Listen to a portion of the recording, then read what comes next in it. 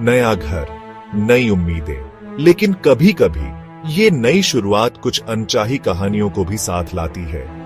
दीवारों में छुपे राज, खामोश गलियारों में गूंजती फुसफुसाहट और एक अजीब सा डर जो धीरे धीरे आपको घेर लेता है। ये कहानी है ऐसे ही कुछ घरों की और उन परिवारों की जिनकी जिंदगी इन घरों में आकर हमेशा के लिए बदल गई। हर नया घर अपने साथ पुरानी यादें लाता है, लेकिन कुछ यादें इतनी भयानक होती हैं कि वो सिर्फ यादें नहीं रहती, बल्कि एक खौफनाक सच बन जाती हैं। ये सच है या सिर्फ वहम, ये तो आप तय करें। लेकिन एक बात पक्की है, इन कहानियों को सुनने के बाद आप कभी भी किसी नए घर को पहले जैसा नहीं देख पाएंगे। सुमित और रिया अपने सपनों के घर में आकर बहुत खुश थे। शहर के शोर से दूर एक बड़ा सा बगीचा, सब कुछ परफेक्ट लग रहा था।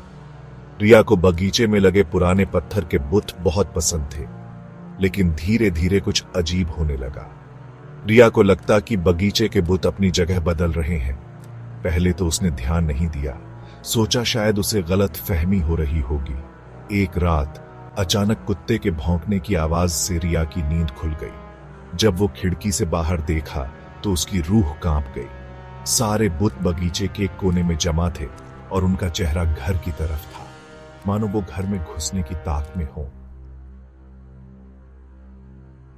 नील और अनन्या न्यू मैक्सिको में अपना नया घर देखने गए। घर उनकी जरूरत से काफी बड़ा था और तहखाना तो और भी रहस्यमयी था। एक दिन नील को तहखाने में एक लोहे का दरवाजा दिखा जो ताले से बंद था। उन्होंने घर के पिछले मालिक से पूछा तो उन्होंने बताया कि उन्हें इस दरवाजे की चाबी नहीं मिली। नील को उनकी बातों पर शक हुआ। उसने एक चाबी वाले को बुलाकर ताला तोड़वाया। दरवाजा खुलते ही एकदम घुटन भरी हवा बाहर आई। अंदर एक छोटा सा कमरा था जिसमें कुछ तस्वीरें और अजीब से निशान बने हुए थे। और तो और इस कमरे से एक सुरंग जा रही थी जो और भी अंदर तक जाती थी।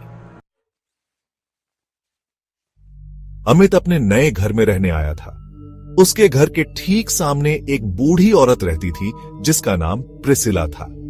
प्रिसिला अक्सर अमित को घूरती रहती थी, जिससे अमित थोड़ा परेशान रहता था। एक दिन अमित ने हिम्मत करके प्रिसिला से बात करने की कोशिश की, लेकिन प्रिसिला गुस्से से भड़क गई और उसने अमित पर हमला कर दिया। अमित डर गया और उसने पुलिस को बुला लिया। पुलिस ने आकर प्रिसिला को ले गई। बाद में पता चला कि प्रिसिला मानसिक रूप से बीमार थी और उसे एक अस्पताल में भर्ती कराया गया।